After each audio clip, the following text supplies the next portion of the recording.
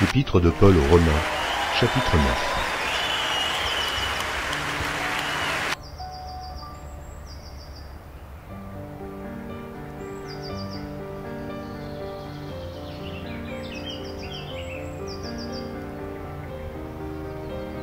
Épître de Paul aux Romains, chapitre 9.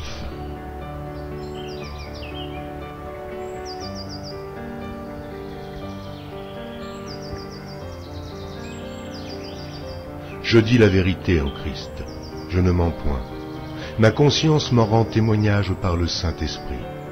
J'éprouve une grande tristesse, et j'ai dans le cœur un chagrin continuel, car je voudrais moi-même être anathème et séparé de Christ pour mes frères, mes parents selon la chair, qui sont israélites, à qui appartiennent l'adoption et la gloire, et les alliances, et la loi, et le culte, et les promesses, et les patriarches, et de qui est issu selon la chair le Christ, qui est au-dessus de toutes choses, Dieu béni éternellement.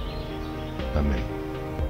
Ce n'est point à dire que la parole de Dieu soit restée sans effet, car tous ceux qui descendent d'Israël ne sont pas Israël. Et, pour être la postérité d'Abraham, ils ne sont pas tous ses enfants, mais il est dit en Isaac, sera nommé pour toi une postérité. C'est-à-dire que ce ne sont pas les enfants de la chair qui sont enfants de Dieu, mais que ce sont les enfants de la promesse qui sont regardés comme la postérité.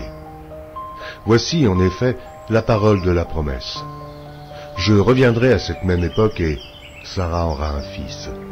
Et de plus il en fut ainsi de Rebecca, qui conçut du seul Isaac notre père, car quoique les enfants ne fussent pas encore nés, et ils n'eussent fait ni bien ni mal, afin que le dessein d'élection de Dieu subsistât, sans dépendre des œuvres, et par la seule volonté de celui qui appelle. Il fut dit à Rebecca, l'aîné sera assujetti au plus jeune, selon qu'il est écrit, j'ai aimé Jacob, et j'ai haï Ésaü. Que dirons-nous donc? Y a-t-il en Dieu de l'injustice? Que loin de là. Car il dit à Moïse, je ferai miséricorde à qui je fais miséricorde, et j'aurai compassion de qui j'ai compassion. Ainsi donc cela ne dépend ni de celui qui veut, ni de celui qui court, mais de Dieu qui fait miséricorde. Car l'Écriture dit à Pharaon, je t'ai suscité à dessein pour montrer en toi ma puissance, et afin que mon nom soit publié sur toute la terre. Ainsi, il fait miséricorde à qui il veut, et il endurcit qui il veut. Tu me diras, pourquoi blâme-t-il encore? Car qui est-ce qui résiste à sa volonté? Ô homme, toi plutôt, qui es-tu pour contester avec Dieu? Le vase d'argile dira-t-il à celui qui l'a formé, pourquoi m'as-tu fait ainsi? Le potier n'est-il pas maître de l'argile, pour faire avec la même masse un vase d'honneur et un vase d'usage vil? Et que dire si Dieu, voulant montrer sa colère et faire connaître sa puissance, a supporté avec une grande patience des vases de colère formés pour la perdition, et s'il a voulu faire connaître la richesse de sa gloire envers des vases de miséricorde qu'il a d'avance préparés pour la gloire? Ainsi nous a-t-il appelés non seulement d'entre les Juifs, mais encore d'entre les païens, selon qu'il le dit dans Osée, j'appellerai mon peuple celui qui n'était pas mon peuple, et bien-aimé celle qui n'était pas la bien-aimée.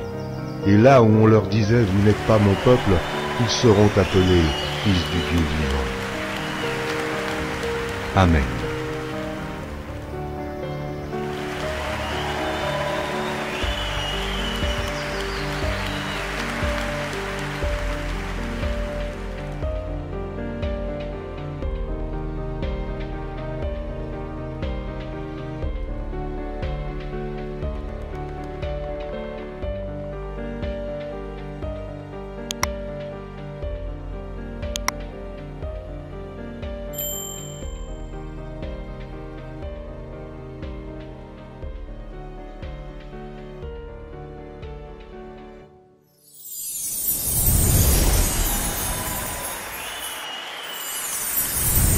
N'a dit ou merci parce que vous te gardez. Pour pas manquer rien dans l'activité nous yo, n'a demandé à abonner pour nous.